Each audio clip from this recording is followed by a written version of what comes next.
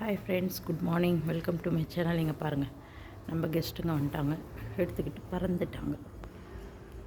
Happy Sunday. இன்றைக்கி எல்லாருக்கும் சண்டேவை நல்லா என்ஜாய் பண்ணுங்கள்.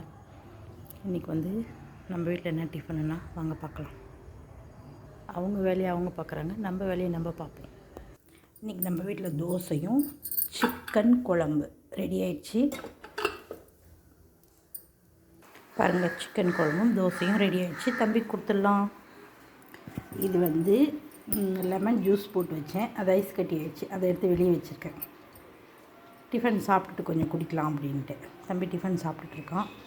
மத்தியானத்துக்கு லன்ச்சு வந்து குழம்பு ஆயிடுச்சு. மத்தியானத்துக்கு லன்ச்சு என்ன பண்ணுறதுன்றத அப்புறமா யோசிக்கலாம். தயிருக்கு வந்து பால் காய் வச்சுட்டேன். தயிர் ஊற்றி வச்சுட்டு சாதம் வச்சுட்டு குழம்பு இருக்குது. நேற்று வச்ச ரசமே இருக்குது. நேற்று நைட்டு தான் நான் ரசம் வச்சேன், அதையே சூடு பண்ணி வச்சுட்டேன்.